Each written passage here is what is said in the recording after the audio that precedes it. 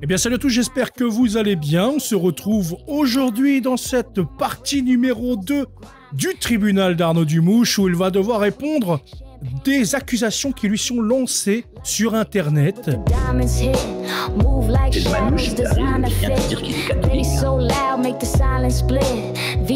En tout cas, ceux qui n'ont pas vu la partie 1, je vous invite à aller ici, là, vous allez aller voir la partie 1, soit sur ma chaîne, soit sur la chaîne Arnaud, parce qu'il l'a remise également. Donc, si vous voulez avoir le début, allez-y avant de regarder cette vidéo. Et pour ceux qui attendaient patiemment, impatiemment même cette partie 2, eh bien, la voici. Alors Arnaud, comment tu vas aujourd'hui? Bien, et alors je voudrais t'ajouter que, tu vois, je ne suis pas persécuté sur Internet, pas particulièrement, hein. Disons que quand on est sur Internet, forcément, on attire des critiques. Mais dans toutes ces histoires, ce que tu as pu relever, ce sont en fait 80 personnes en tout. Je me rappelle, quand ça a commencé, la première persécution, c'est par l'abbé Guy Pagès. Maintenant, on est très amis, hein, je peux le dire, il n'y a pas de problème. Enfin, il n'est toujours pas d'accord avec moi, mais je me rappelle, ça me faisait beaucoup de mal au début. Il avait fait une pétition pour qu'on me retire mes imprimaturs. Il avait eu 80 signatures, il avait retiré. Et là, j'avais repéré qui avait signé, toujours la Fraternité Saint-Pédis ou l'abbé de Nantes. Tu vois, donc Mhm. des milieux comme ça, qui étaient plutôt en dehors de l'Église, marginalisés. Donc, c'était plutôt intéressant. Et puis surtout, je le remercie parce que la deuxième fois, quand j'ai été attaqué, mais ça beaucoup plus violemment, hein, au point qu'il y a eu une sanction canonique contre le prêtre qui m'avait attaqué, ben, ça ne me faisait plus rien. Tout ce qui ne te tue pas te rend plus fort. Je Bien dirais sûr, ça, hein, vraiment. Ça c'est vrai. glisse maintenant et donc je suis habitué. Il faut savoir aussi qu'il y aura bientôt probablement des vidéos. Il y a eu une première qui a été faite avec moi, des passages, par exemple, où je mets en scène de manière artistique le démon en train de détester la Vierge, comme si c'était ma Mhm. pensée. Donc voilà, c'est l'intelligence artificielle, ça, il faut s'en méfier. En tout cas, voilà, comme je le dis, de toute façon, il y aura certainement d'autres vidéos qui vont sortir suite à ces entretiens, puisque le but, c'est de développer ta pensée. Donc, il y a des personnes, on l'a vu sur Internet, hein, et même moi, je ne suis pas particulièrement d'accord sur toute ta théologie, et il y aura d'autres personnes qui ne sont pas également d'accord. En tout cas, eh bien, au moins, tout est exposé, et comme ça, au moins, les gens ne peuvent pas inventer. Voilà, on sait à peu près ce que tu penses et ce que tu dis vraiment. Parce que ça, c'est vrai, comme tu dis sur Internet, certains, des fois, dévoient un peu nos paroles, nous instrumentalisent, etc. En tout cas, la dernière fois, Arnaud, on s'était arrêté sur le péché contre l'Esprit Saint. Contre l'Esprit Saint en théologie, pourquoi? Parce qu'il n'y a pas d'ignorance, il n'y a pas de faiblesse, c'est au contraire. Tu multiplies les choses pour pouvoir davantage l'abattre. Aujourd'hui, on va se retrouver sur le lieu de l'enfer. Est-ce vrai que tu situes l'enfer comme le même lieu que le paradis ou que l'univers entier? Certains disent que l'Écriture parle d'un abîme infranchissable et d'un feu éternel. Explique-nous, Arnaud. Alors, c'est comme tout. Ils ont raison. Ils ont raison. Tout dans l'écriture, sans exception, ce qui est dit sera réalisé. Mais maintenant, il faut être intelligent. Ils prennent ce texte-là, mais moi, je peux leur en citer à l'inverse, qui disent l'inverse. Par exemple, au livre de Job, dans le chapitre 1, Lucifer vient au conseil de Dieu et y assiste avec les anges. Mhm. Curieux. Et puis, d'autre part, dans le texte où c'est le riche et Lazare, hein, que d'ailleurs le pape Benoît XVI commence à situer comme étant peut-être une description du purgatoire dans Spe Salvi 44. Donc c'est une possibilité. Mais bref, admettons que ce soit l'enfer, on voit bien qu'ils peuvent se parler. Ils sont séparés, mais ils peuvent se parler. Donc comment faut-il faire quand on fait de la théologie? Il faut analyser ce qui conduit certaines personnes à choisir l'enfer par un péché contre l'Esprit Saint. Donc ça, l'Église est très ferme là-dessus. L'enfer est un choix.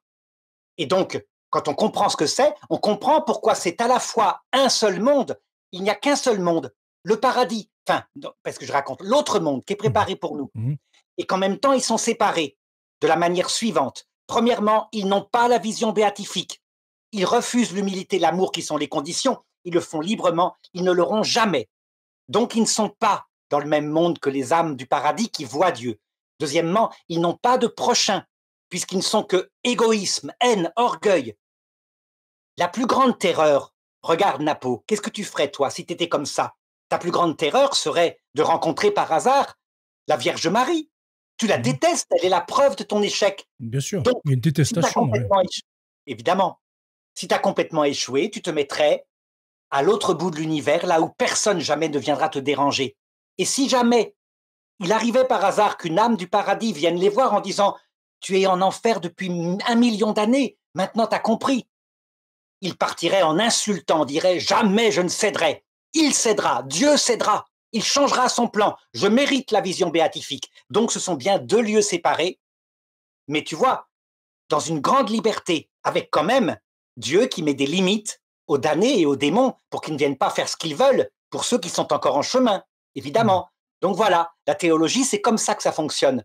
On ne se prend pas un seul texte, on en prend tous et on essaye de comprendre. D'accord, merci Arnaud.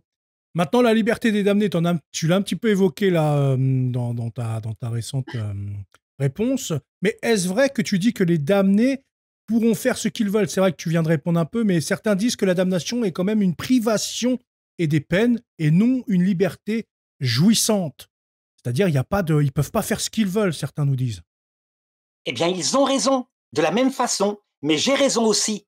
C'est ça qui est compliqué. D'abord, qu'est-ce que choisissent les damnés? Saint Augustin le dit lui-même.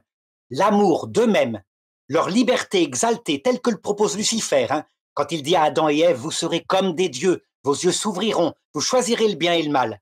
Ils poussent ça jusqu'au mépris de Dieu et du prochain. Donc ils choisissent bien une liberté. Et ils prétendent, si on rencontrait un damné, ils diraient, mais non, moi je fais ce que je veux, je ne suis pas comme toi, misérable, vautré, à te prosterner comme ça dans l'humilité, l'obéissance, c'est toi qui n'es pas libre. Et en même temps, parce qu'ils ne voient pas Dieu pour lequel ils sont faits, ils sont esclaves de toutes les colères, les haines, le vide en eux qu'on peut imaginer. Ils sont donc prisonniers. Toutes les peines que décrit l'Écriture existent. Le feu de l'enfer, c'est pas comme le disait saint Thomas d'Aquin, un barbecue. C'est le feu intérieur d'une âme faite pour Dieu.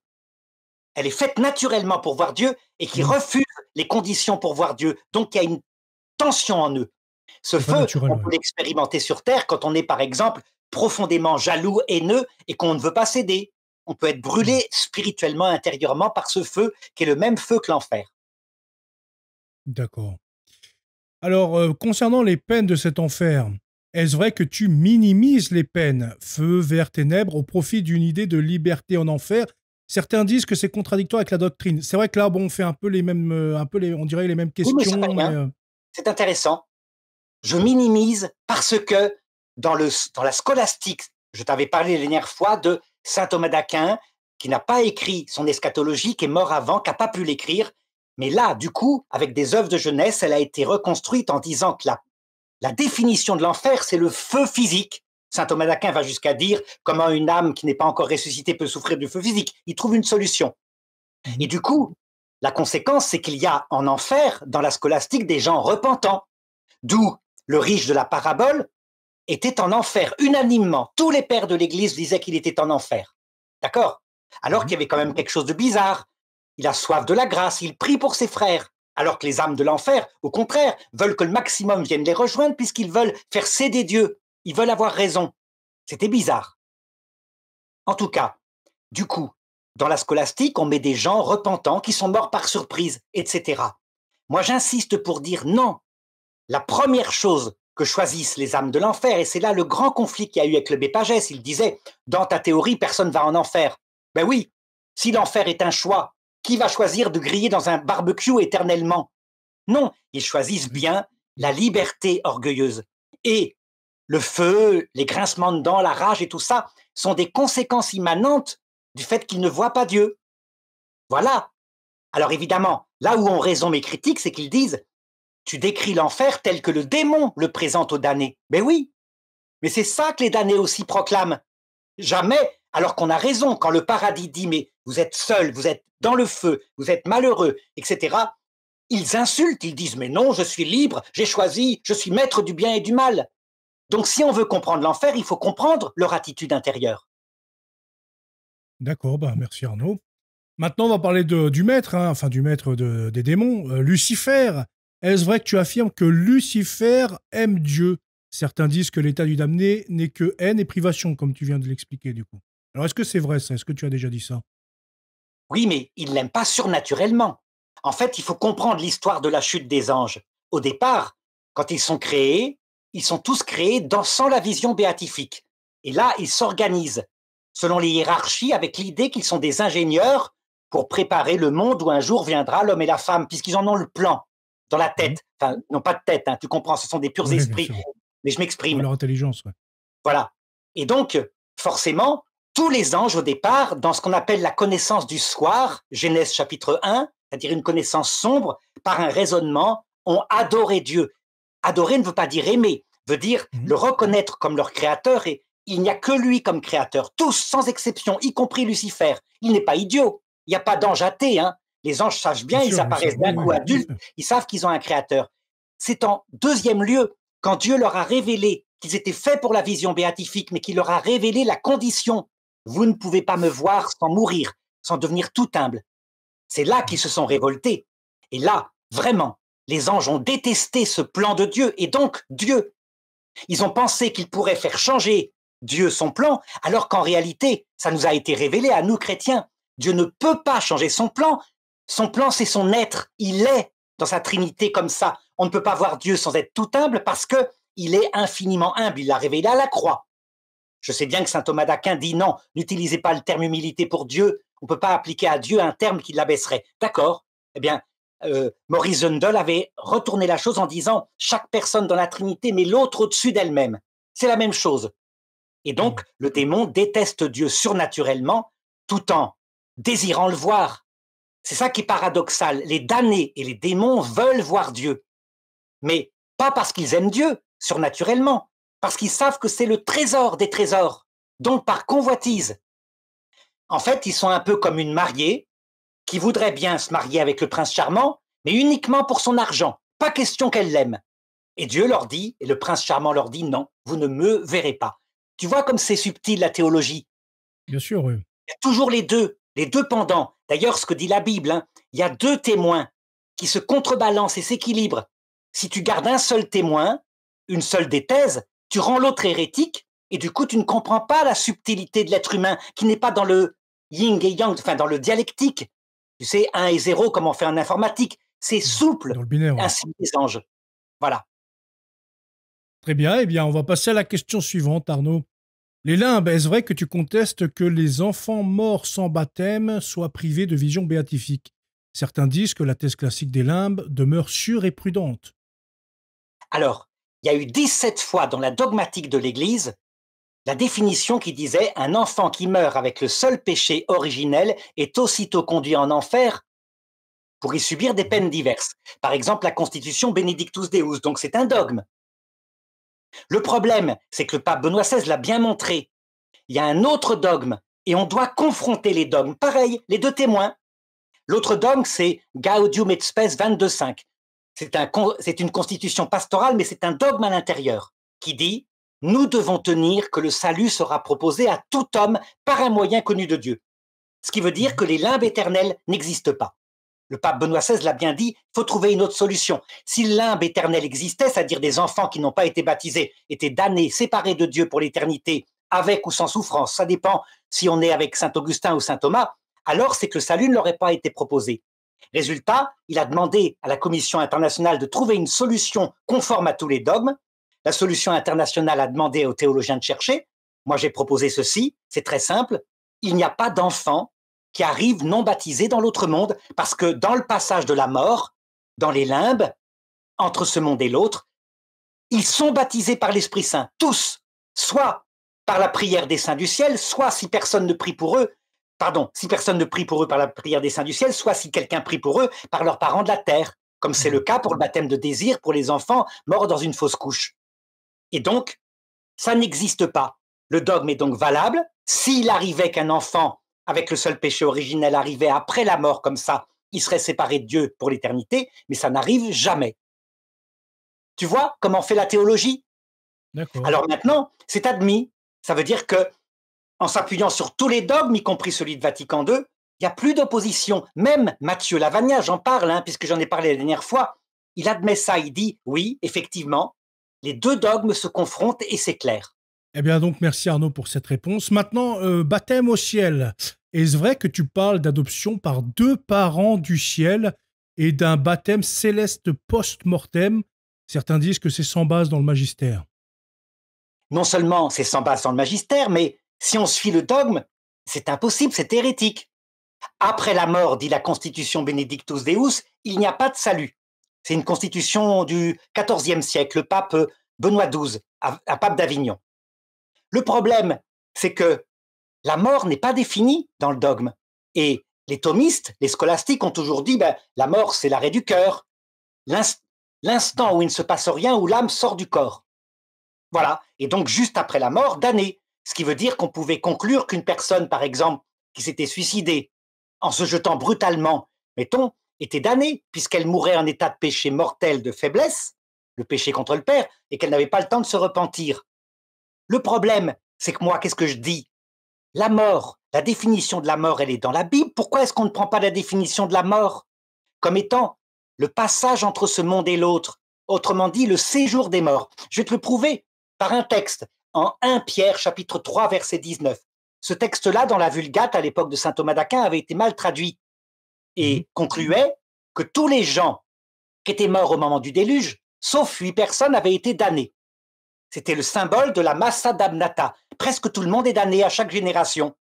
Le problème, c'est que ce texte retraduit dit l'inverse, que le Christ leur est apparu le vendredi saint dans la mort. Ainsi donc conclut le texte en 1 Pierre 4, 6, même dans la mort, donc en Hadès, a été annoncée la bonne nouvelle du salut, afin que ces hommes, jugés selon la chair, morts dans la désobéissance, vivent maintenant selon Dieu dans l'Esprit Saint. C'est quand même pas mal. Eh bien voilà, moi ma thèse, toute ma thèse consiste à dire, la clé est là, la mort est un passage, l'heure de la mort, et prier pour nous, maintenant et à l'heure de notre mort, permet une conversion. C'est pas après la mort, c'est pas avant la mort, ça peut venir avant la mort, hein. Il y a parfois des conversions comme c'est notre cas à nous deux, et ça vient de toute façon dans le passage de la mort. D'ailleurs, pour bien le comprendre, regarde, c'est clairement dans l'Écriture, tu te rappelles, métaphoriquement, quand le peuple hébreu quitte l'Égypte, symbole de la vie terrestre, arrive dans l'autre monde, symbole du paradis, entre les deux, il y a 3 jours de désert. Et comme ils ont péché, Dieu les condamne à 40 ans dans le désert, ce qui veut dire que le passage, qui dure 3 jours, habituellement, le Christ est resté 3 jours dans la mort, peut rester, pour ceux qui ne sont pas prêts, et devenir un séjour où ils meurent à eux-mêmes, ils apprennent. C'est logique. C'est ce qu'on appelle le deuxième purgatoire, le deuxième ciel. Le thomisme avait dit qu'il avait disparu, manifestement non, et le catéchisme va dans mon sens, il le dit aussi. Si tu veux, je te donnerai un jour le texte. J'essaierai de le chercher tout de suite, si tu veux. Le catéchisme de l'Église catholique, 633-634. La bonne nouvelle a été annoncée également aux morts. La descente de Jésus dans les enfers est l'accomplissement jusque dans la plénitude de l'annonce de l'évangile du salut. Elle est la phase ultime de la mission de Jésus, phase condensée là dans le temps, au moment de la croix, mais en fait qui trouve son extension dans tous les temps et dans tous les lieux, auprès de tous les hommes, car tous ceux qui sont sauvés ont été rendus participants à sa rédemption. Ça veut dire que ça continue. Il vient nous chercher dans le passage de la mort, à l'heure de la mort. C'est pas plus compliqué. Donc tu vois, c'est pour ça que mes travaux ont eu l'imprimatur. Hein. Ils ne sont pas hérétiques, mais ils ne sont pas la foi catholique. Et évidemment, les scolastiques, qui sont rares maintenant, enfin, dans l'eschatologie, je parle, hein, contestent ça en disant mais non, saint Thomas d'Aquin est infaillible, donc ce que dit Arnaud Dumouche est hérétique. Ben non, la preuve que non. D'accord, eh bien, question suivante. Maintenant, on va parler des âmes errantes. Est-ce vrai que tu parles d'âmes en errance que Dieu permet pour les éduquer avant leur choix définitif? Certains disent que c'est incompatible avec un jugement particulier qui est fixé, lui, et on est traîné à notre mort. Explique-nous ça, Arnaud. Ouais, c'est exactement la même réponse. Dans la scolastique, la mort, il ne se passe rien. Le Christ vient comme juge, point. Il attribue les peines, donc ceux qui sont en état de péché mortel, l'enfer, et les récompenses, avec, pour certains, le purgatoire. Dans la théologie que je défends, la mort est un passage. Et donc, puisque, comme je viens de te le dire, elle peut se transformer en séjour pour celles qui ne sont pas prêtes, tout d'un coup est réintégrée la théologie non scolastique qui était défendue en particulier par toute l'Église gaélique. Par exemple, saint Malachie. Il a vécu à l'époque de saint Bernard. Il raconte une histoire incroyable d'âme errante. Sa petite sœur, qui était très belle, cheveux longs, meurt brutalement alors qu'elle se préparait à se marier. Elle passait son temps à la messe à regarder d'ailleurs du côté des garçons. Les femmes étaient à gauche, les hommes à droite. Il la voit 3 jours plus tard, elle essayait de rentrer dans son corps au cimetière. Il comprend, elle n'acceptait pas d'être morte. Alors, qu'est-ce qu'il fait?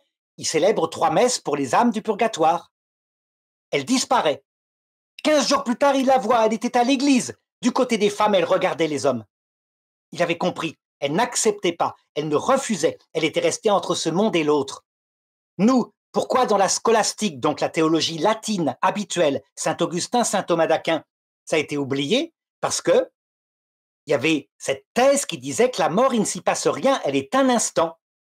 Toute la théologie orientale, je viens de faire la vie d'un saint récemment qui le raconte, il dit même, ça peut durer 40 jours. Lui-même, ce saint-là, avait dit, priez pour moi 40 jours, et puis j'entrerai au ciel. Ils ont prié pour lui. Au bout de 10 jours, ils ont arrêté d'offrir des offrandes pour des pauvres qui étaient là, qu'il avait demandé que ça soit fait. Il aurait apparu en rêve en disant, non, continuez pendant 40 jours à offrir des offrandes pour les pauvres, sinon je ne rentrerai pas au ciel. Et au bout de 40 jours, ils l'ont vu rentrer au ciel. Il a reçu une cape merveilleuse en diamant, une crosse comme un berger, ce qui symbolise qu'il passe son éternité à venir faire du bien, à nous aider sur la terre.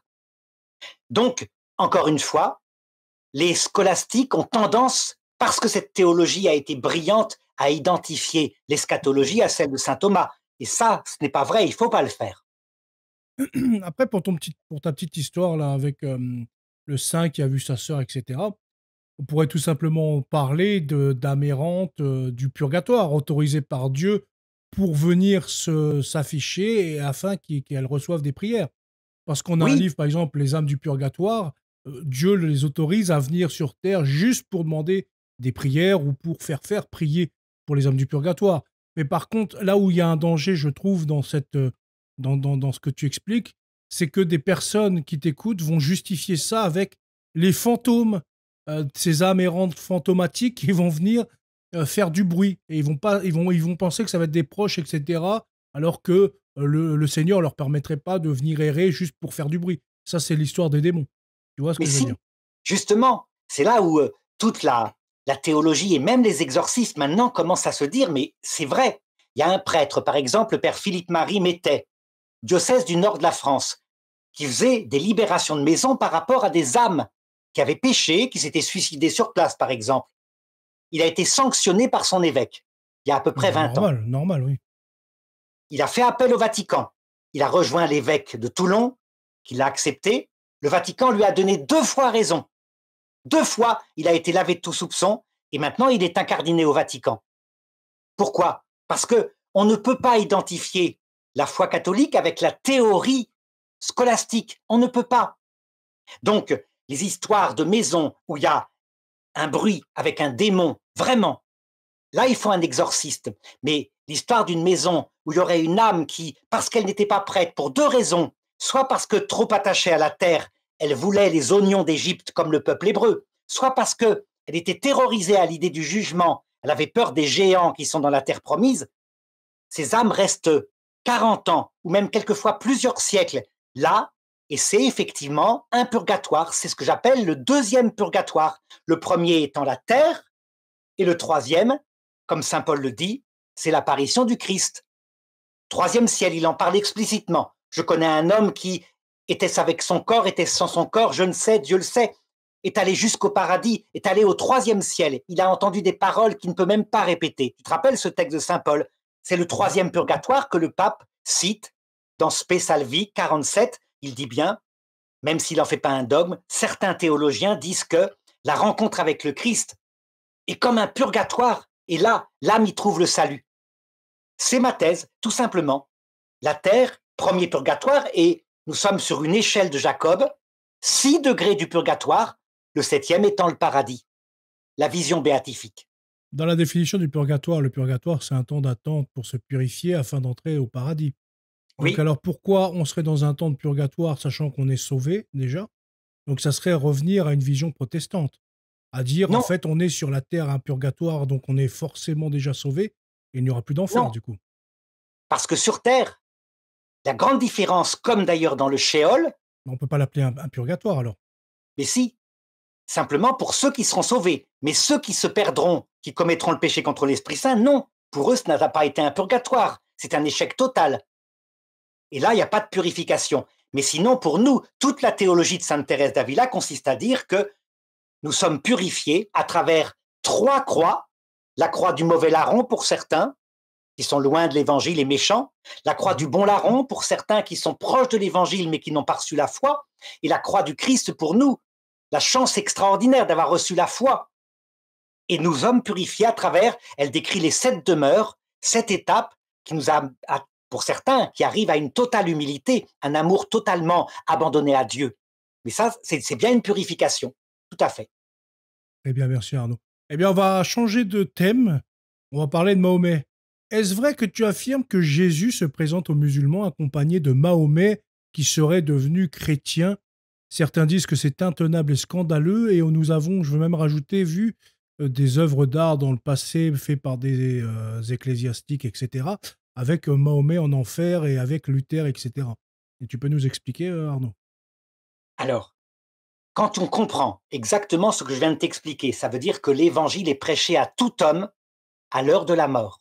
Que certains, là, vraiment, cette fois débarrassés de ce qui nous est donné sur terre, afin que nous apprenions notre faiblesse. Une part d'ignorance, Dieu se cache, et une part de faiblesse. On a des pulsions en nous. Une fois qu'on comprend que c'est le but, c'est de nous apprendre l'humilité, et que vient cette deuxième étape, l'heure du jugement, où on voit le Christ, il nous débarrasse des conséquences du péché originel pour que nous puissions choisir. Alors, on ne peut jamais présumer de la damnation de personne. Il n'y a aucune canonisation pour quelqu'un qui serait en enfer, sauf les démons, évidemment. Hein.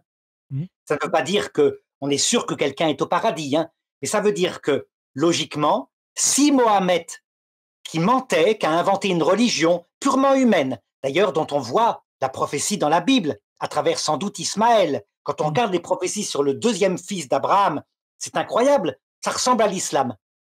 Il sera un âne sauvage d'homme, il aura un arc, il sera guerrier. Sa main sera contre tous, la main de tous contre lui. Ouais.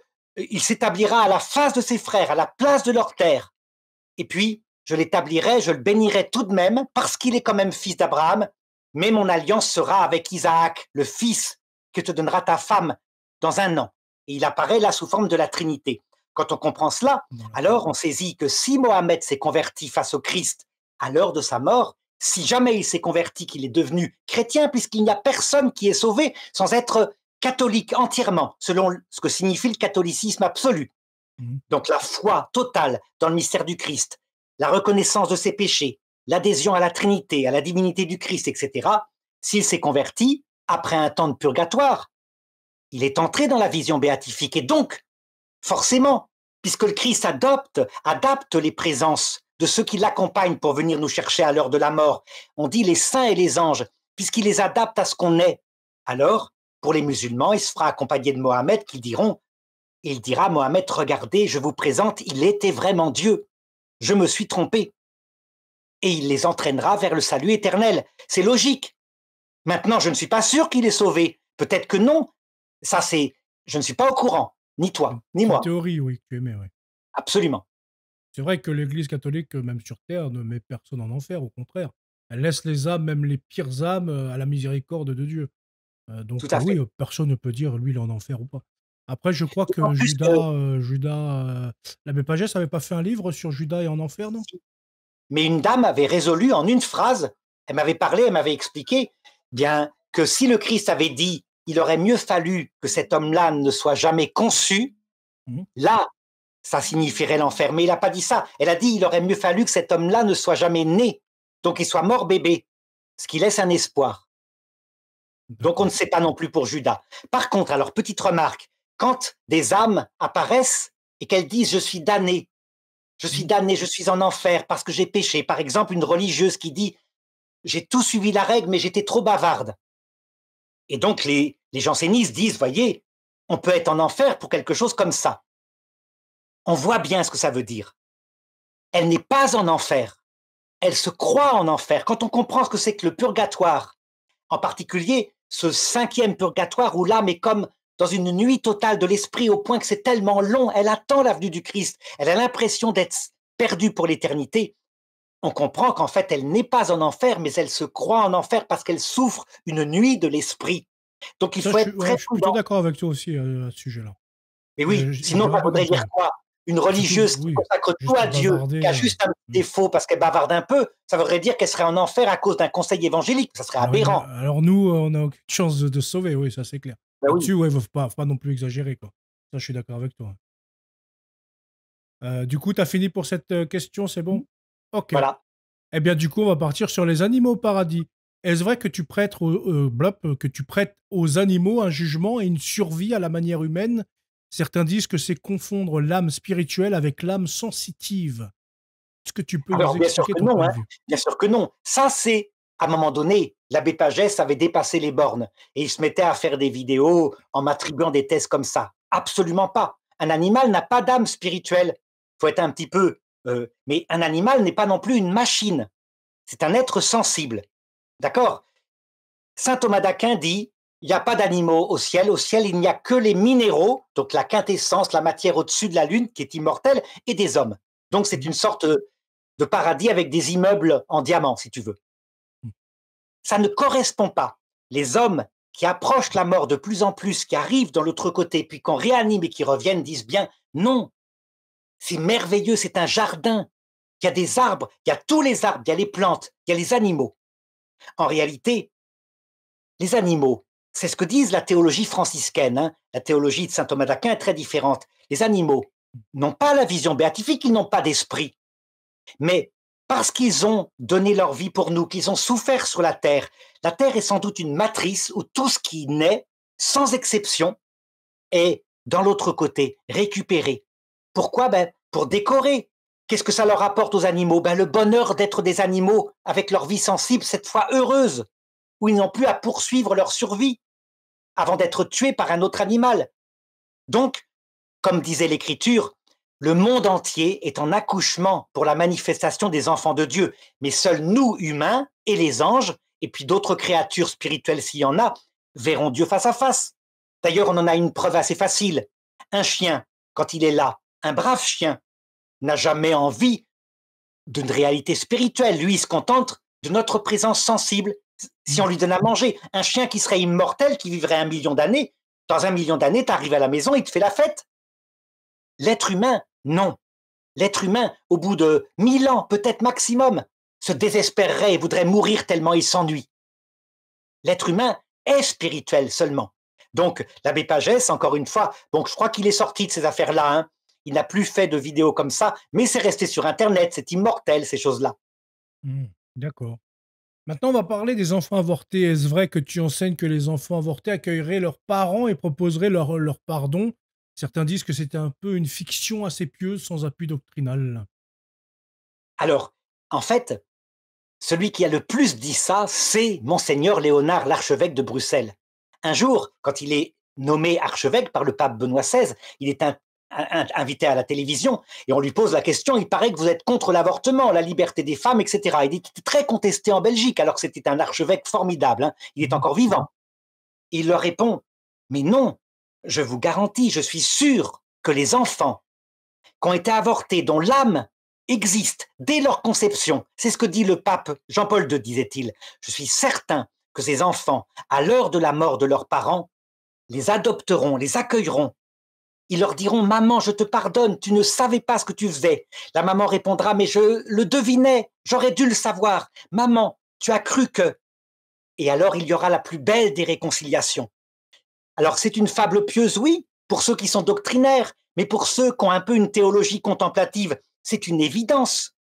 Le Christ adaptera à ces mamans qui ont avorté, à ces papas Mhm. qui ont poussé leurs femmes à avorter, la présence pour qu'il y ait réconciliation. Et si jamais quelqu'un disait « Tu n'existes pas, sale type, je t'ai tué parce que je voulais pas de toi », il se damne pour l'éternité.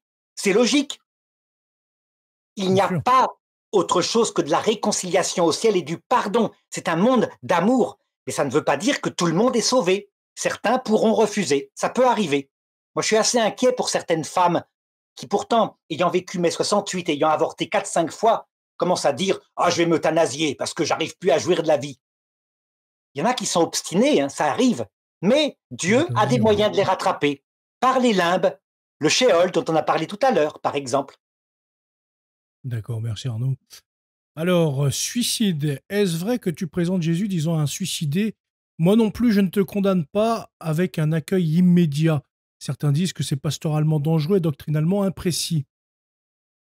Alors, déjà, Premièrement, il faut distinguer suicide et suicide. Je t'ai parlé tout à l'heure d'un prêtre qui a été sanctionné canoniquement Mhm. parce que dans mon livre sur l'heure de la mort, je racontais comment Hitler, qui s'est suicidé, est accueilli par le Christ qui fait tout pour essayer de le sauver et donc qui vient avec sa mère, son père, adapte les présences pour essayer qu'il se convertisse. Lui, étant très thomiste, ce prêtre, qu'est-ce qu'il dit? Il proclame sur Internet, il se met à proclamer partout que je déclare que Hitler est accueilli en grande pompe comme étant un merveilleux personnage et introduit dans le paradis. C'était tellement une aberration, mais tellement grave aussi, hein, que là, il a vraiment été interdit de faire des vidéos pendant plusieurs années avant que peut-être la permission lui ait été redonnée. Donc, la réalité, c'est que d'abord, il faut distinguer suicide et suicide. Hitler, c'est un monstre, c'est un suicide. C'est quelqu'un qui peut-être aurait davantage été sauvé s'il s'était suicidé 2 ans avant parce qu'il aurait sauvé des millions de vies. Il a tenu jusqu'au bout, dans l'obstination. Il ne voulait que personne survive. C'est dangereux. Il y a quelque chose qui annonce la damnation. T'es d'accord? Mais est-ce qu'on peut comparer ça à une petite jeune fille anorexique de 15 ans, mal dans sa peau, et qui se suicide parce qu'elle est écrasée par l'angoisse? Évidemment que non. Jésus, il est venu pour les pauvres. Donc une petite jeune fille comme ça, c'est pas bien qu'elle se suicide, c'est évident. Elle a commis un péché qu'elle reconnaît elle-même puisqu'elle n'a pas pensé à ses parents qu'elle laisse dans la détresse sur terre. Du côté de l'amour, elle a mal agi. Mais du côté de l'humilité, de la souffrance, elle est accueillie par Jésus qui va la consoler, c'est une évidence. Donc, est-ce qu'elle va rentrer directement au paradis? Plus vite, sans doute, que les grands théologiens doctrinaux. Plus vite. Ça ne veut pas dire qu'il faut se suicider. C'est une erreur grave, elle le reconnaît. Il faut vivre son purgatoire sur la terre, évidemment, tant qu'on peut, mais sans crâner. Et tous ceux qui sont ainsi, qui proclament, mais c'est pas possible, attention que le Seigneur ne les rattrape pas, par exemple, par une maladie en fin de vie, style, tu sais, des maladies nerveuses là, qui atteignent et qui fait que tu n'arrives plus à dormir ni de nuit, ni de jour, ni qu'aucun médicament marche. Alors, dans ce cas-là, ils comprendront. Pour te montrer un exemple, tu te rappelles Sainte Thérèse de l'Enfant Jésus? Quand son trésor lui a été enlevé, c'est-à-dire la présence du Christ, elle a juste à un moment donné une petite phrase. Elle dit, c'est une phrase, hein, je comprends maintenant ceux qui se tuent. Voilà, c'est tout. Elle n'a rien dit de plus, mais tout est dit. Très bien, merci Arnaud. Je voulais rebondir, mais du coup, je me rappelle plus ce que je voulais dire. Oui. Mais c'est pas grave, on va passer à la suite. Miséricorde vs justice. Est-ce vrai que tu affirmes que la miséricorde de Dieu prime sur sa justice? Certains disent qu'elle le forme sans le nier. Explique-nous. Oui, la miséricorde prime sur la justice, c'est évident. Si la justice primait, on serait tous damnés. Tous, on mérite rien, c'est évident. Mais la miséricorde n'écrase pas la justice. D'ailleurs, les gens qui approchent la mort, ça c'est une chose auquel je crois, les expériences proches de la mort racontent bien que cet être de lumière merveilleux qu'ils rencontrent passe en vérité le film de leur vie avec eux. Rien n'est caché de ce qu'ils ont fait. Ça, c'est la justice. Mais s'il n'y avait que ça, ils se désespéreraient. Comme le disait le curé d'Ars, j'ai vu mes péchés, j'ai failli mourir de désespoir. C'est entouré de tendresse, de compréhension. Quand c'est une bêtise qui est amusante, il rit avec, il rit de bon cœur. La personne se sent comprise, la confession devient facile. C'est exactement ce qu'on voit d'ailleurs chez des bons prêtres, des saints prêtres canonisés comme des confesseurs. Ils ont toujours donné l'absolution dès qu'il y avait ne serait-ce qu'un début de contrition, un tout petit début, même imparfaite. Parce que la miséricorde prime sur la justice. La tentation inverse vient évidemment de l'excès de miséricorde qui bannissait la justice, donc on a vu après mai 68. Et je comprends la réaction. J'ai quelque chose qui me revient en tête là, mais je ne me rappelle plus dans quel livre de catholique je l'ai lu. C'était à un moment une apparition d'un démon à une sainte ou un saint. Et le démon demandait à Jésus-Christ, est-ce que si votre sainte mère aurait péché, est-ce que vous l'auriez damnée? Il explique que oui, j'aurais damné si la Sainte Vierge aurait commis un moindre péché mortel. Et donc ça a expliqué un peu, pour venir à ce que tu dis, que là, à ce moment précis, Jésus place quand même la justice avant la miséricorde.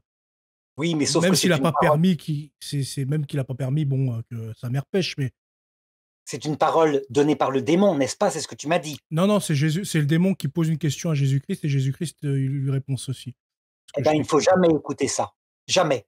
Quand à un moment Ça vient donné, d'un des saint, hein, démons c'est sont, du jus de saint. sont apparus à Jésus Et tu te rappelles, il disait des vérités. Nous savons qui tu Non, es. non, Tu es c'est le pas Fils le démon de qui a dit Dieu. ça, c'est Jésus-Christ, hein. Oui, mais c'est peut-être pas Jésus du tout. En tout cas, c'est La, une réal- parole d'un saint. Enfin, je sais la plus réalité, lequel saint. la réalité, c'est que Marie n'aurait été damnée que si elle avait commis un péché contre l'Esprit Saint. Ça veut dire si elle avait méprisé l'évangile de Jésus. Là, c'est logique. Personne n'a la vision béatifique, je l'ai dit au début, s'il méprise la miséricorde et le salut. Mais si Marie était tombée, avait péché comme Ève, Ève est tombée alors qu'elle était immaculée conception. Elle s'est repentie, dit la tradition après, quand elle a connu le malheur intérieur. Mhm. Elle est au paradis. Toute la tradition dit qu'Adam et Ève sont dans la vision béatifique. C'est Donc, là où quand Jésus Jésus leur a va la pardonné, chercher aux enfers, bien ouais. sûr. En tout cas, ouais, Euh, c'était le petit truc qui me revenait en tête, mais je saurais plus dire exactement c'était quelle sainte qui relayait ça. en Je fait, voulais. le, Vas-y, le- le excuse-moi. pardon n'existe pas dès qu'il y a refus lucide et parfaitement maîtrisé de tout repentir. C'est le péché contre l'Esprit Saint. Enfin, l'un des 6 péchés contre l'Esprit Saint, puisqu'il y en a 6 dans la théologie de saint Thomas, et ça, c'est tout à fait valable. Je voulais rebondir tout à l'heure, tu vois, je t'ai dit, j'ai oublié, mais en fait, ça m'est revenu, je l'ai écrit en même temps pour éviter de le perdre. Parce que tout à l'heure, tu disais, avec le cas de la jeune fille suicidée, qu'une fois qu'elle arrivait devant le Seigneur au jugement particulier, elle va comprendre et se convertir parce que le Seigneur va tout faire pour lui faire comprendre et en fait la sauver, c'est ce que tu disais. Par contre, j'ai une question parce que du coup, Sainte Brigitte, tu connais les visions de Sainte Brigitte. Oui, Ça, on peut dire que ce sont des visions comme d'autres visions modernes avec les NDE. Là, voilà, c'est durant une extase. Et elle relate ça, c'est-à-dire que l'âme arrive, l'âme vient de mourir, elle arrive directement au jugement, et cette âme, on la voit tremblante, qui ne peut dire un seul mot, qui ne peut dire une seule parole. Qu'est-ce qui se passe? Le déroulé de sa condamnation, c'est le diable qui vient avec tous ses livres d'erreurs, etc., puisque, comme on le sait à la naissance, le diable surveille chaque âme comme l'ange gardien, bien sûr. Bon, après, plusieurs démons se relaient, ça, on s'en fout un peu, mais il vient l'accabler devant le Seigneur Jésus-Christ pour réclamer son âme. Donc là, il n'y a pas de choix déjà dans la vision de Sainte Brigitte. Puis après vient le tour de la Sainte Vierge Marie, qui explique au démon, est-ce que vous entendez les pensées? Le démon lui dit non. Eh bien, écoutez ce que cette âme m'a dit dans une de ses pensées. Il m'a dit qu'il se convertira à Dieu, etc., dans sa vie, il fera des bonnes œuvres si je sais plus quoi, attends, c'était quoi le truc? Ouais, bref, qu'il se convertira si la Sainte Vierge vient l'aider à sa mort. Et là, le Seigneur Jésus-Christ le condamne au purgatoire, mais avec beaucoup moins de trucs du démon, là, tu vois, qui soit moins de souffrance, quoi, en gros. Mais c'est un peu la vision de Sainte Brigitte de Suède. Qu'est-ce que tu penses? Est-ce que c'est en accord avec ta théologie, ça? oui, tout est vrai, mais il faut bien comprendre que dans la pastorale, adaptée à chaque période, à l'époque de Sainte Brigitte, hein, tu te rappelles comment est-ce qu'on condamnait à mort? On torturait pendant des heures, on arrachait les viscères, on ouvrait, on était dur. Et donc, la Ouais. pastorale de Dieu, Attends. adaptée à cette époque, insistait sur la justice, parce que c'est ce qui marchait, pour que les gens fassent attention à ne pas tomber dans le péché. D'accord? Donc, moi, j'ai toujours dit dans ma théologie, oui, si tu comprends ce que c'est que le jugement individuel, il faut obligatoirement que toutes les âmes soient confrontées à l'apparition de Lucifer. Non plus Satan, hein, qui se cache dans notre psychologie, mais Lucifer dans son mystère d'iniquité, pour que tu comprennes en toute lucidité ce que c'est que l'enfer. Les avantages de l'enfer, donc la liberté totale poussée jusqu'au mépris de Dieu et du prochain, et les inconvénients de l'enfer qui, eux, sont prêchés par le Christ. De même, tu dois voir le Christ avec les saints et les anges qui te présentent les inconvénients du paradis, à savoir, tu meurs à toi-même pour aimer au-dessus de tout Dieu et le prochain, mais les avantages du paradis qui sont la joie, la paix intérieure. Quant à une lucidité totale, alors peut se faire un choix qui est comme celui qu'il y a dans un mariage, un consentement, soit à l'enfer par un péché contre l'Esprit Saint, soit porté par cette grâce au paradis à travers la conversion, le repentir, etc. Mais dans toute cette geste que je raconte à l'heure de la mort, tu peux pastoralement insister sur un aspect ou sur un autre selon les périodes. Ça s'appelle la pastorale. L'abbé Pagès, par exemple, insiste énormément sur l'enfer, la possibilité de se damner. Mhm. Je lui réponds, mais tu as raison, tu as raison. Si tu devais parler à un mafiosi qui est au fin fond de l'Italie et qui va à la messe, c'est ce qu'a fait le pape François. il les a menacés de l'enfer. Si vous ne vous convertissez pas, vous irez en enfer. C'est la seule pastorale qui peut peut-être les secouer. Et pourtant, le pape François disait ensuite, j'espère peut-être qu'il n'y a personne en enfer. J'en fais pas un dogme, hein, mais il disait ça. Parce que quand tu parles à une petite âme, une âme fragile, qui a été abîmée par l'angoisse d'une vie qui n'a pas de sens, elle, il faut lui parler de l'autre aspect, la miséricorde de Dieu. Mais sans oublier complètement la justice. Si tu oublies complètement une des parts du mystère complet du Christ, alors, pareil, t'es menteur. Nous irons tous au paradis. Tu te rappelles le chant des années 68? C'est une erreur, c'est une abomination. C'est pas comme ça qu'il faut parler. Moi, je donne la vérité, me semble-t-il, théologique, qui est une plénitude totale. Très bien, eh bien, je te remercie du coup. Prochaine question, François et Abou Abi. Est-il vrai que tu considères que la déclaration commune de François avec l'imam d'Abu Dhabi est infaillible et qu'elle a plus d'autorité que le catéchisme du Concile de Trente? Alors, d'abord, premièrement, il faut comprendre là où se met l'infaillibilité. C'est sur la doctrine universelle du salut. Doctrine universelle, ça veut dire quelque chose qui est valable sur terre et dans l'éternité. Par exemple, la Vierge Marie est immaculée. Ça, c'est du magistère parce qu'elle est immaculée maintenant. Elle l'a été à l'heure de sa mort, elle l'a été après son assomption avec son corps, etc. Et elle l'est maintenant éternellement. Il y a aussi des dogmes moraux. Par exemple, la guerre est un mal, toujours. Mais parfois, ajoute le catéchisme, elle est nécessaire. On ne peut pas faire autrement. Le pape modifie un peu les choses en disant la guerre est toujours un mal, elle n'est jamais juste, mais parfois elle est nécessaire. Je crois qu'il a raison. Bon, ça veut dire que, évidemment, on tire à la mitrailleuse sur son prochain. Résultat, il faut regarder si ce texte d'Abu Dhabi touche à une doctrine universelle valable ici-bas et dans l'autre monde. En fait, elle est valable surtout ici-bas. Et c'est ça qu'a apporté le pape François. Il a apporté une théologie pastorale. Il a expliqué comment Dieu, étape par étape, conduisait l'humanité vers le salut éternel. Et comment il y avait l'étape de la terre où, à chaque fois que, par exemple, il y avait une religion trop puissante, à cause de ce que c'est que l'être humain, il l'a transformé en une tour de Babel. Il se mettait à tuer au nom de sa religion, quelle qu'elle soit, hein, même le catholicisme, même l'orthodoxie du côté de l'Orient. Résultat, qu'est-ce que fait Dieu? Il fait comme il a fait pour Salomon, il divise volontairement, comme il l'a fait la tour de Babel. Et le pape disait, c'est une sage volonté. Pourquoi? À cause du risque d'orgueil. Il préfère donc une épouse, sa Sainte Église, la seule qui connaît tous les mystères, qui est humiliée, qui l'a conduit au désert et qui, du coup, redevient humble. Il préfère ça à une épouse orgueilleuse, tout simplement. Donc, ça me paraît être véritablement d'abord un document qu'il a signé en tant que pape, un document très fort, et ça semble être de l'ordre d'une doctrine, une doctrine non pas universelle, mais presque, donc c'est à la limite du dogme, oui.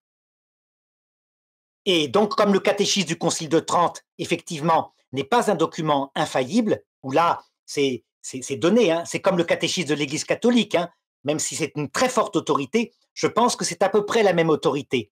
En tout cas, ce qu'il faut regarder, c'est est-ce que c'est vrai? Et alors certains théologiens ont dit, mais c'est ridicule, c'est faux, il est hérétique. Dieu veut que tout le monde soit catholique ici-bas. Ben non, manifestement, sinon il le fait maintenant, c'est très facile, il apparaît maintenant avec les saints et les anges à chacun dans leur maison et dans une heure, tout le monde sort à genoux, est à la messe, en train de se confesser, redemandant le baptême. C'est pas compliqué. D'accord, merci Arnaud. Prochaine question, achèvement de la révélation. Est-ce vrai que tu prétends résoudre la manière connue de Dieu dans Genèse 22.5 par ta thèse de l'illumination? Certains disent que c'est se donner le rôle d'achever la révélation. Explique-nous. Alors, d'abord, je n'ai jamais dit que j'achevais la révélation, j'ai dit que le retour du Christ dans sa gloire qui est dans le credo, il reviendra dans sa gloire accompagné des saints et des anges pour juger les vivants et les morts, et la clé qui rend tout simple, tout limpide, tout d'un coup comme si tu avais la clé de voûte de tous les dogmes deviennent intelligibles. Par exemple, le symbole quicumque, tu te rappelles? C'est un credo composé par saint Athanase, archevêque d'Alexandrie, après le concile de Nicée, et qui a été mis dans le magistère solennel, et qui commence comme ça: un homme qui n'adhère pas à ce credo ne peut pas être sauvé. Si tu veux être sauvé, tu dois adhérer complètement à ce credo. Si tu n'y adhères pas, tu ne seras pas sauvé. Eh bien, personne n'arrive à l'intégrer dans la foi. Moi, si. Personne n'arrive au ciel sans être catholique. Mais t'as vu? Parce que le Christ, évidemment, c'est pour ça qu'il a le temps. Tout devient simple. Pourquoi est-ce qu'il se cache? Pas parce qu'il veut damner les pauvres 68 arts, mais parce qu'il les laisse dans le désert pour les rattraper. Comme d'ailleurs le disait Saint Paul. Saint Paul, tu sais ce qu'il dit, c'est très fort dans l'Épître aux Romains. Dieu a enfermé volontairement tous les hommes dans la désobéissance afin de faire à tous miséricorde. Voilà. Mais quand est-ce que ça se passe? C'est simple. Ça n'ajoute rien à la foi. C'était la foi qu'il fallait simplement développer.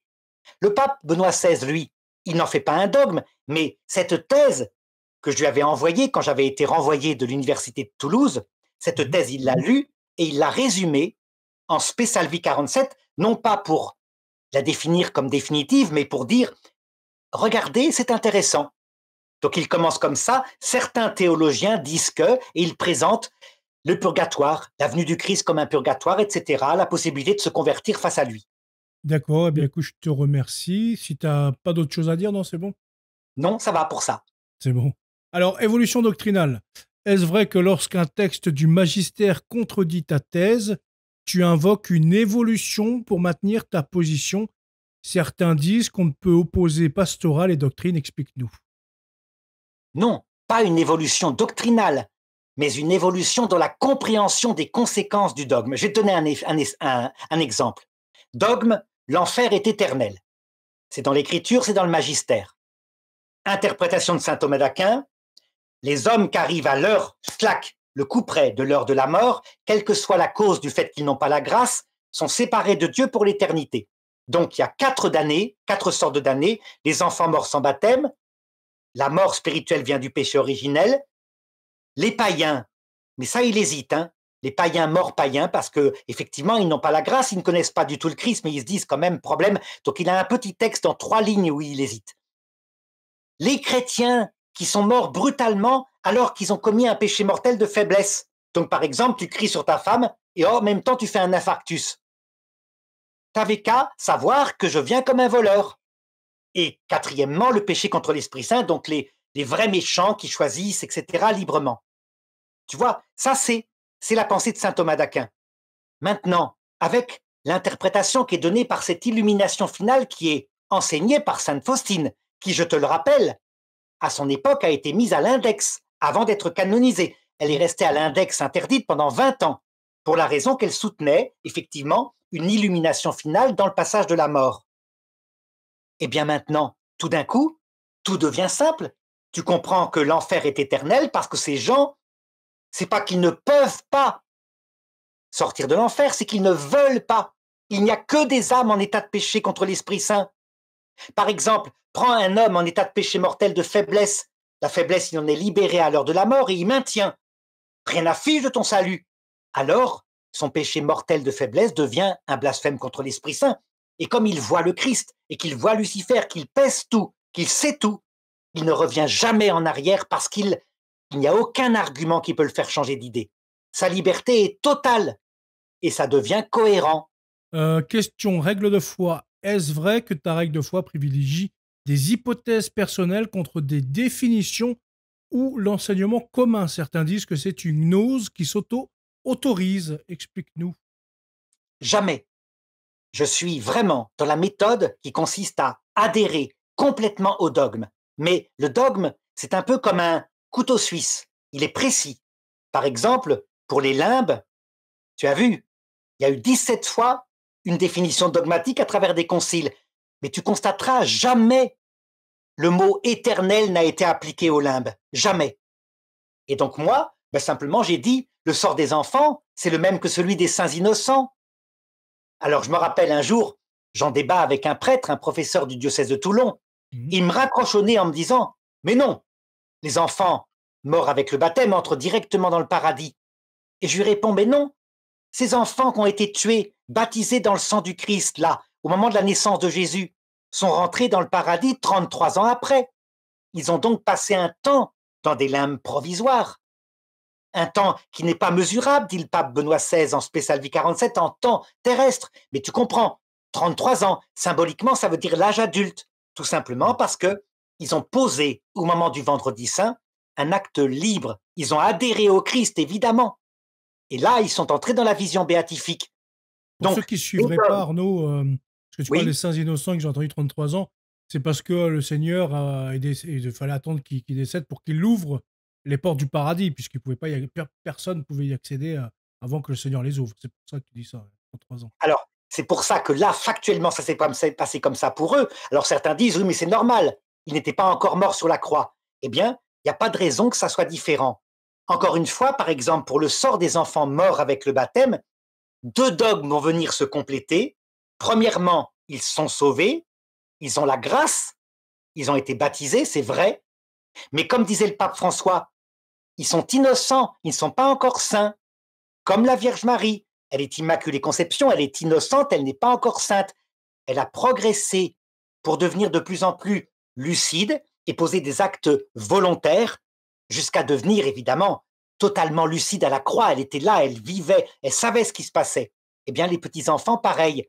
On n'entre pas dans la vision béatifique, dit un autre dogme, sans un acte de consentement personnel, ce qui veut dire que d'une manière ou d'une autre, même si ça dure une seconde, le Seigneur peut faire ça en une seconde, hein, c'est pas mesurable en temps terrestre, ces enfants sont des adultes, ils sont devenus adultes. Mon idée, c'est que, comme ils ont une nature humaine, ça doit se passer avec un certain temps, leur psychologie se développe, hein, comme les saints innocents. Mais enfin, ça, c'est autre chose, on peut en débattre. Ça Ça marche. va? Ça Comprends, va hein? très bien. Fidélité au dogme, mais évidemment, lumière, enfin, lecture de ces dogmes à la lumière. C'est ce que l'Église a toujours fait d'ailleurs. Par exemple, tu te rappelles le credo, le Saint-Esprit procède du Père, et à un moment donné, l'Église catholique dit et du Fils. Ça ne contredit pas qu'il procède du Père, mais ça rajoute une compréhension, le Saint-Esprit et l'amour réciproque entre le Père et le Fils. C'était très simple. En tout cas, je vais te poser maintenant 4 autres questions qui m'ont été envoyées pour toi. Est-il vrai que tu penses que l'acte homosexuel n'est pas intrinsèquement immoral et qu'il ne s'agit pas toujours d'un péché? Alors, je répondrai, premièrement, l'acte homosexuel est intrinsèquement contre nature. Contre nature. D'accord? Certains diront, mais non, il y a 3% d'homosexuels, donc c'est naturel. Je leur réponds, il y a aussi 3% de pédophiles. Donc, les gens confondent d'abord ce qui est la nature humaine. La nature humaine, on voit bien, c'est l'union d'un homme et d'une femme qui donne la vie. On ne peut pas changer ça. Oui, bien sûr. Et puis, quelque chose qui est une conséquence du péché originel. Maintenant, dans l'homosexualité, quand tu la regardes en observant, en allant parler avec des homosexuels, tu t'aperçois qu'en fait, il y a 3 types d'homosexualité. Vraiment. Premièrement, elle vient parfois d'un problème hormonal.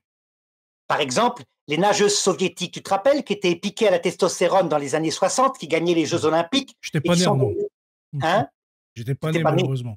Eh ben, certaines sont devenues lesbiennes parce qu'il aurait poussé de la barbe à cause de la testostérone. C'est contre nature. Elles sont victimes d'un produit chimique. D'accord?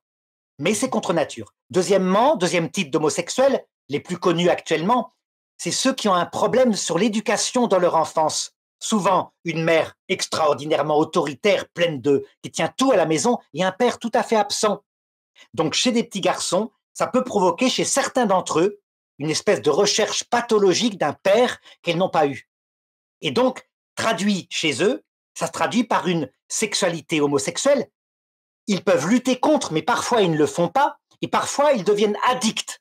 On voit bien dans les milieux homosexuels, beaucoup de ces gens-là sont complètement invertis, comme on dit, complètement dépendants. C'était le cas, par exemple, tu te rappelles, le couturier Yves Saint-Laurent, un pauvre homme tellement écrasé par ça que son espèce d'horrible compagnon qui pillait tous ses biens, qui s'appelait Pierre Berger, lui avait payé un amant qui était chargé de le fouetter. Tu vois, on voit bien que cet homme-là est complètement dans l'addiction. Il n'a plus de liberté. Il essaye de s'en sortir. C'est un drogué. Le Seigneur va tenir compte. C'est contre nature, tout le monde s'en rend compte. Est-ce qu'il est en état de péché mortel? À un moment donné, à un niveau d'addiction, la liberté étant comme évanouie, c'est comme un alcoolique, c'est plus de l'ordre du péché, c'est de l'ordre d'une dépendance, un peu comme la possession, si tu veux, possession d'un vice. Mais effectivement, au départ, il y a eu, malgré tout, des des erreurs faites à l'adolescence. Il a entretenu sans doute des pulsions, il s'est masturbé sur des pulsions homosexuelles. Il y a eu au départ, avant, quelque chose qui n'était pas de l'ordre de l'addiction. C'est le mécanisme classique de l'acquisition du vice, si tu veux. Troisième type d'homosexuels, tu sais, ceux qui vont avec tout le monde. Eux, ils veulent juste prendre du plaisir sexuel. On les voit dans les prisons. Il n'y a pas de femmes, donc ils vont se jeter sur un jeune prisonnier, le battre et puis le violer. Ça, c'est typiquement l'homosexualité décrite par la Bible, dans le chapitre 26, je crois, du livre des Juges. C'est le péché mortel typique. Ce sont des abominables. Tu te rappelles cette histoire quand ils veulent violer un homme qui est en voyage avec sa concubine? L'homme, heureusement, est récupéré par une famille qu'il met à la maison. Du coup, il frappe à la porte et le bonhomme, pour éviter que l'hôte ne livre sa propre fille à ces ivrognes qui leur aient bien volé la fille, livre sa concubine qui est violée et qui meurt de ce viol. Et après commence la guerre civile en Israël contre la tribu de Benjamin. C'est l'un des textes les plus abominables de la Bible.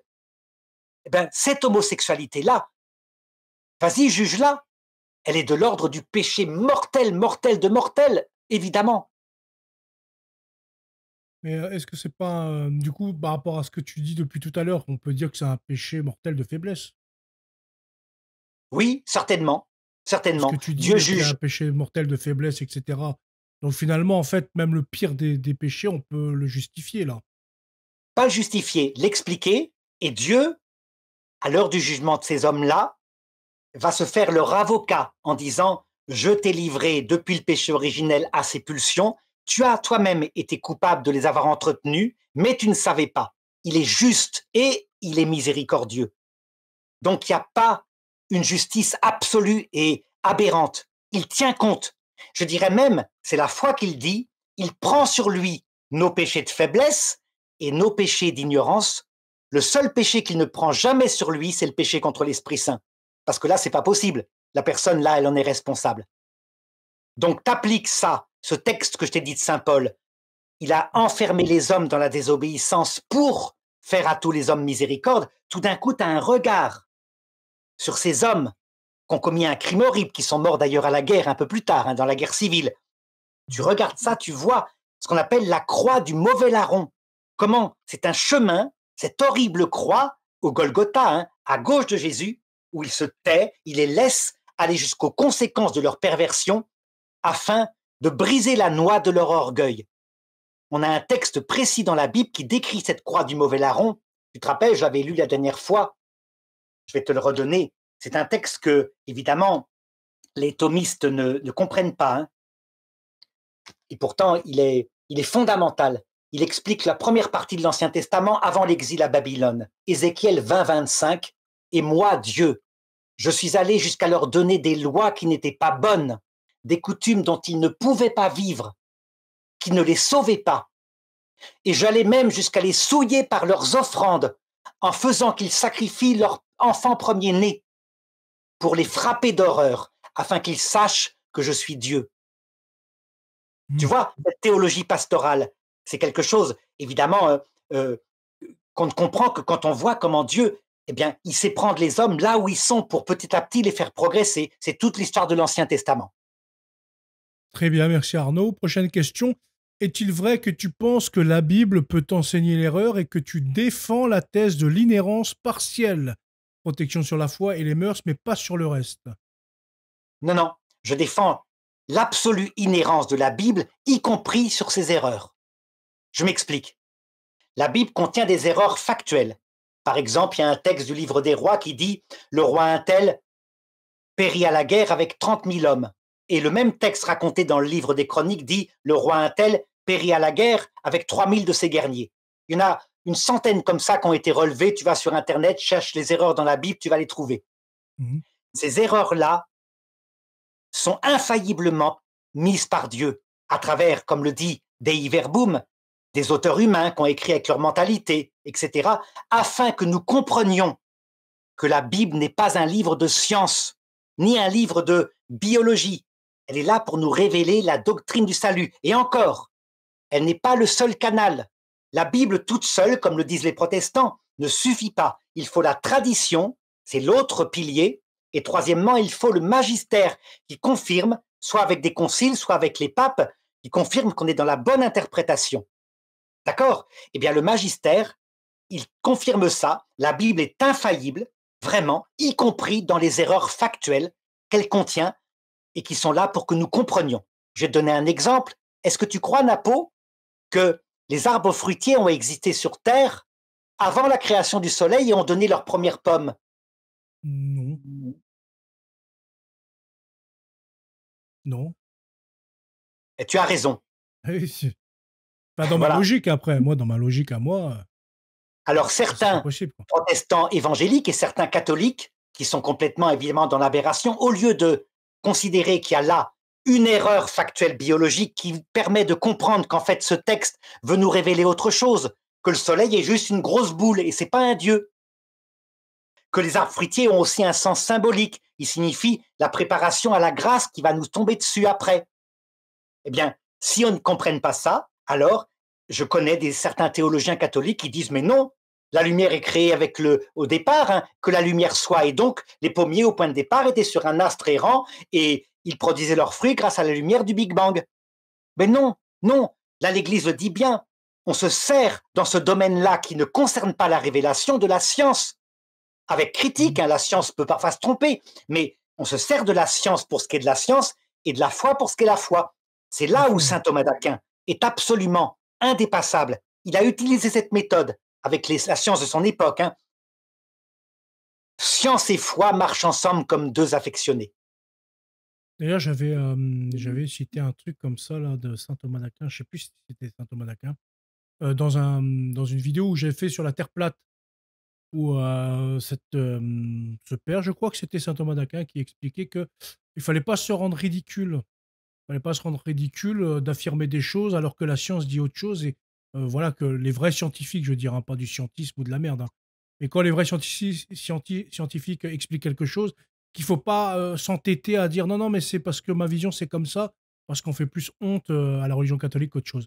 C'était un truc dans le genre, mais Absolument. je peux la retrouver si tu la veux. Je la Oh retrouverai. ben, non, je peux te la donner. D'ailleurs, je l'ai là parce que moi, je suis vraiment un thomiste. Hein. Tu sais, on Ah me oui. dit que j'ai abandonné le thomiste la dernière fois. Je t'ai répondu, pas du tout. Saint Thomas d'Aquin, s'il faut garder une chose, c'est ça. C'est l'harmonie absolue entre science et foi, mais il ne faut pas être idiot. La science de son époque, hein, qui croyait que, par exemple, pour faire un enfant, il n'y avait pas besoin de l'ovule de la mère, ça n'existait pas, il y avait que le sperme du père et la mère était juste un ventre. On va se servir de la science actuelle. La Tout à science fait. actuelle sait bien que le père fournit 50% de l'ADN, la mère fournit 50% de l'ADN et en plus, la mère fournit le ventre. Hmm. Voilà, c'est une évidence. Mais la méthode est indépassable et c'est celle que garde l'Église. J'ai fait d'ailleurs un commentaire complet de la somme théologique avec l'utilisation de la science actuelle et des apports donnés par le magistère. On obtient quelque chose de génial normalement. Donc c'est le De Veritate chapitre 12 verset 2 que tu voulais citer où il le dit. La Bible est infaillible en ce qui concerne la doctrine du salut, il le précise. Hein. La prophétie elle-même doit être prise sous ce rapport-là uniquement et c'est ce que je viens de te dire. Est-il vrai que tu penses que le blasphème n'est intrinsèquement immoral et qu'il peut être acceptable dans certaines circonstances? Alors, en réalité, le blasphème contre Dieu peut arriver parfois dans des circonstances de malheur intérieur, de nuit profonde de l'esprit, comme c'est arrivé à Job. Job, vraiment, est traité par ses amis de blasphémateur parce qu'il ose prétendre qu'il n'a pas péché et mettre Dieu, exiger qu'il vienne en procès devant lui. Ça s'appelle un blasphème. Mais c'est un blasphème provoqué par la détresse, qui lui permet d'atteindre une humilité totale.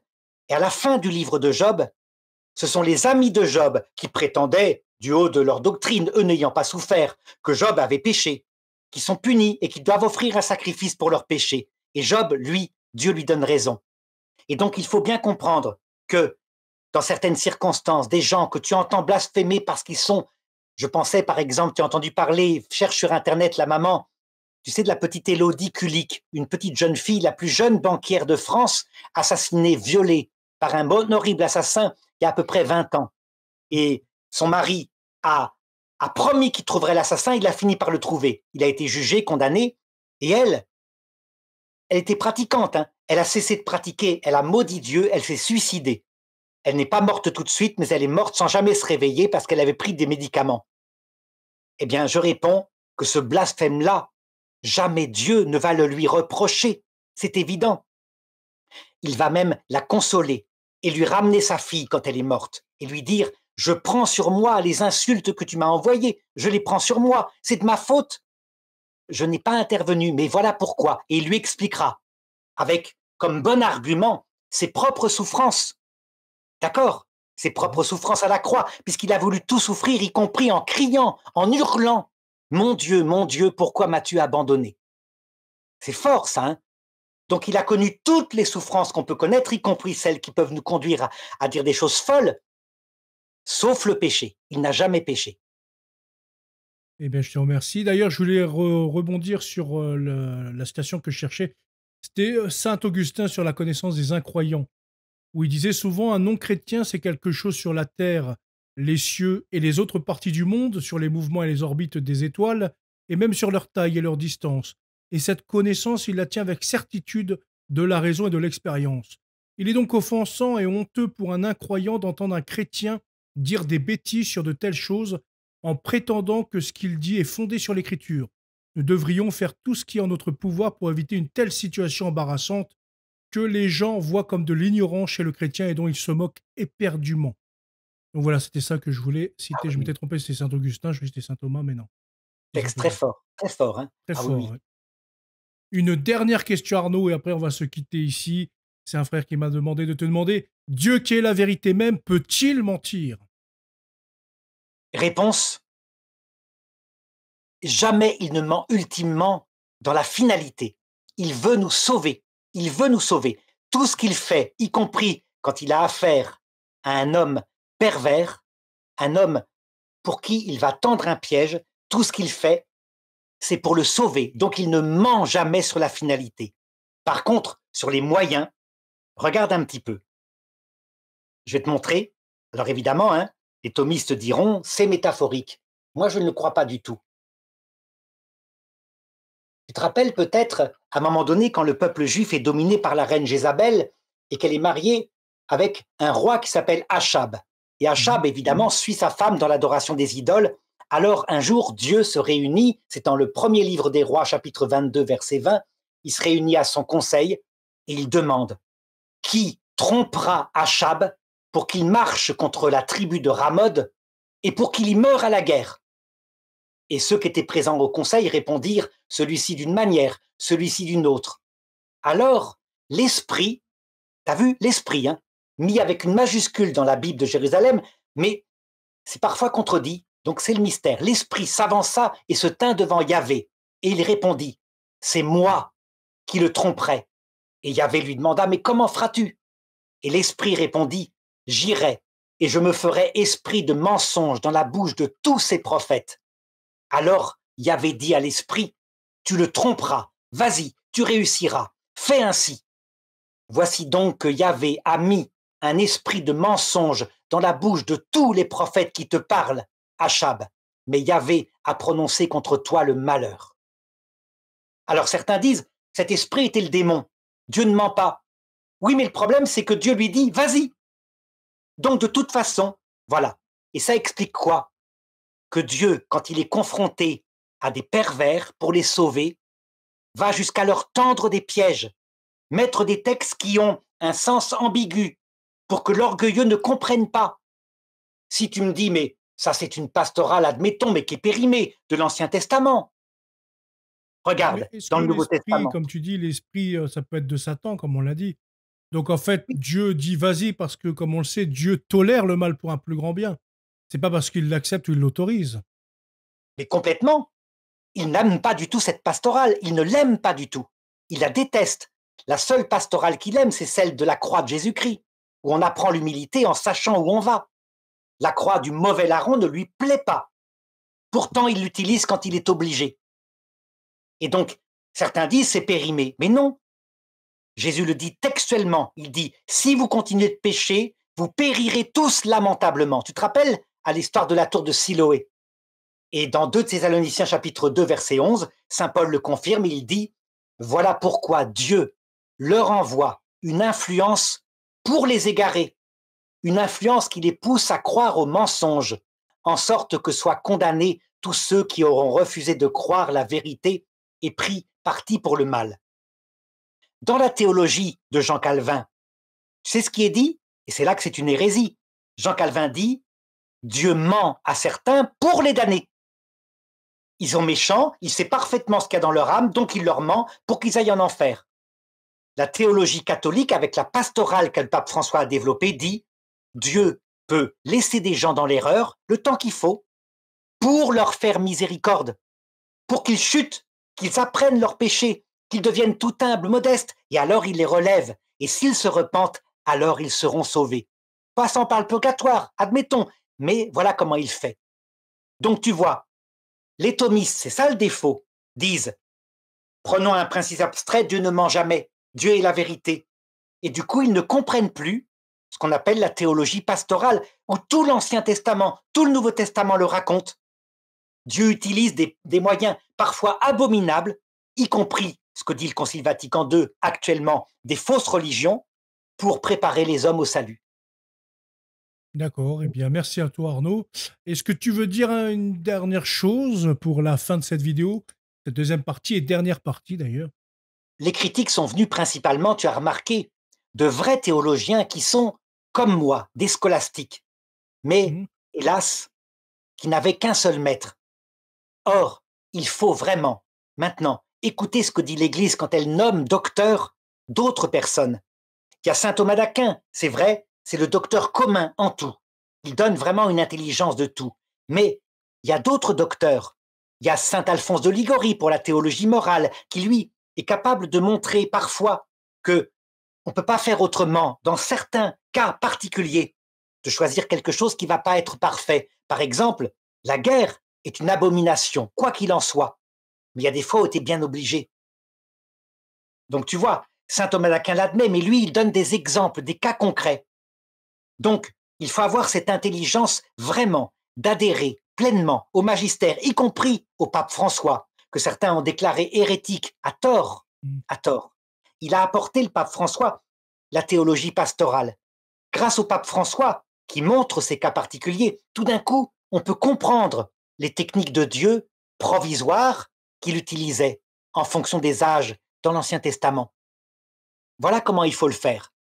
Et du coup, en ayant comme clé de voûte le retour du Christ à l'heure de la mort, qui là vraiment nous permet cette fois d'être parfaitement comme Adam et Ève, maîtres de notre destin, tout prend sens. Finalement, la terre, c'est comme un premier purgatoire où Dieu va affiner notre cœur, le faire grandir. Et pour ceux qui n'y sont pas passés, il y a forcément les limbes.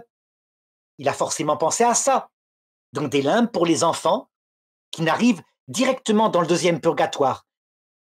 Alors maintenant, ça ne veut pas dire qu'il faut avorter, que du coup, ces enfants seront sauvés. Pas du tout. L'avortement est un crime abominable. On prive des petits-enfants dont l'âme est créée de ce premier purgatoire qu'est la terre. Mais tu vois, la terre, effectivement, n'est pas le paradis. C'est vrai. C'est provisoire. Oui. La Vierge Marie l'avait dit, je ne te promets pas de te rendre heureux en ce monde, mais dans l'autre. Eh bien en tout cas, je te remercie Arnaud. Si tu n'as rien d'autre à dire pour conclure, eh bien écoute, on va s'arrêter ici. À peu près 1h20 de vidéo, donc une deuxième partie qui va être chargée encore en réponse. Et je pense que certaines personnes vont apprécier ces longs monologues, hein. D'ailleurs, on m'a remercié de t'avoir laissé entièrement la parole. Ben, c'était le but. Comme je l'expliquais, c'était le but bien de répondre à tout ça et de te laisser la parole, pas te couper toutes les secondes. Parce que c'est vrai que c'est ce que je reproche au débat en général, c'est qu'en fait, on ne peut pas entendre la pensée des gens, vraiment toute la pensée. Parce que voilà, après, il est coupé, donc il passe à autre chose. C'est mieux quand c'est pas coupé, Oui. on comprend mieux ce que les gens disent et on peut éviter moins d'erreurs, etc. En tout Tu cas, je te auras remercie. forcément d'autres objections, Napo. Et donc, s'il faut, Ouais, on fera une troisième avec ouais, si réponse tu aux veux. objections. Bah, Voilà. j'attends que des personnes, d'ailleurs, je l'ai dit hein, au début, la première partie, j'attends que des personnes reprennent cette vidéo. Vous êtes libre de reprendre cette vidéo, d'objecter ce que Arnaud dit, et puis avec Arnaud, s'il veut ou tout seul, il le fera. Il répondra aux vidéos qui ont été faites. Mais vous êtes libre de récupérer toutes ces vidéos et de faire des objections. Il n'y a aucun problème. En tout cas, je te remercie énormément, Arnaud, pour encore une fois d'avoir accepté de te prêter à ce petit jeu. J'espère que ça t'a plu et que tu as pu Oui. bien développer ce que tu voulais Ah développer non, mais tu as et fait te un travail défendre. formidable, hein, de récupération de toutes les hérésies que je dis. Formidable, hein, bravo. Eh ben écoute, en tout cas, passe une bonne journée, Arnaud. Et puis, salut à tous. Merci de nous avoir regardés. N'hésitez pas à vous abonner à la chaîne d'Arnaud, à la mienne, à liker, etc. On vous souhaite tous une excellente soirée. Que le Seigneur vous bénisse. À bientôt. Salut. À bientôt. Au revoir. Au revoir, Arnaud.